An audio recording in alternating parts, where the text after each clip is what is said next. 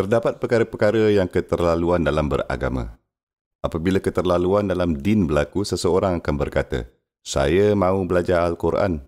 Okey, bagus. Saya sangat gembira kamu mahu belajar Al-Quran. Tak, bukan. Tapi saya mahu belajar Al-Quran sepanjang hari, siang, malam. Tapi tunggu, anda mempunyai keluarga. Anda mempunyai tanggungjawab. Anda mempunyai pekerjaan. Anda mesti menjaga anak-anak anda. Anda mesti menjaga pasangan anda. Anda mesti... Tak. Saya hanya mahukan kata-kata Allah. Kata-kata Allah sudah cukup bagi saya. Allah akan menjaga mereka. Okey. Tapi kitab yang anda baca tu sepanjang hari, siang dan malam tu, Al-Quran yang anda mahu pelajari sepanjang hari, siang, malam tu, akan bagi tahu anda untuk pergi pikul tanggungjawab kamu tahu. Itu dia. Dan itu adalah israf, keterlaluan yang sedang berlaku.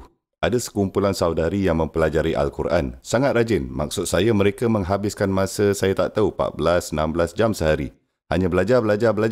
Dan ini sangat menarik. Sebelum ini saya mengadakan satu pertemuan. Salah seorang dari mereka ada anak perempuan yang datang kepada saya dan berkata, kamu akan bagi ucapan untuk grup ini ke? Ibu saya ada dalam grup ni tahu.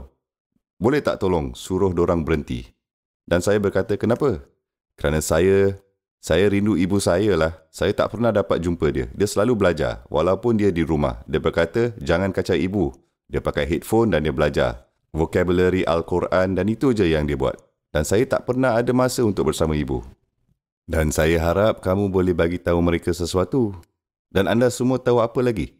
Perkara yang menakutkan adalah, dia cakap, kerana itulah saya tak suka belajar Al-Quran kerana saya tak mahu menjadi seperti ibu. Itu menakutkan, sangat menakutkan. Oleh itu, saya pergi dan bercakap dengan kumpulan wanita ini. Saya tak bercakap mengenai gadis ini atau memanggil ibunya.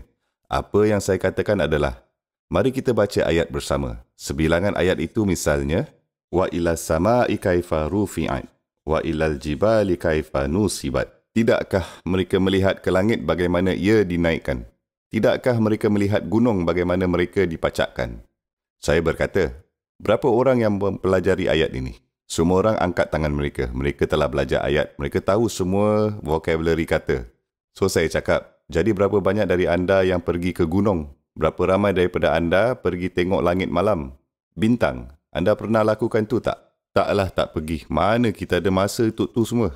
Taklah kita tak ada masa untuk tu semua. Kita harus... Tak, tetapi Al-Quran mengatakan, tidakkah kamu melihat?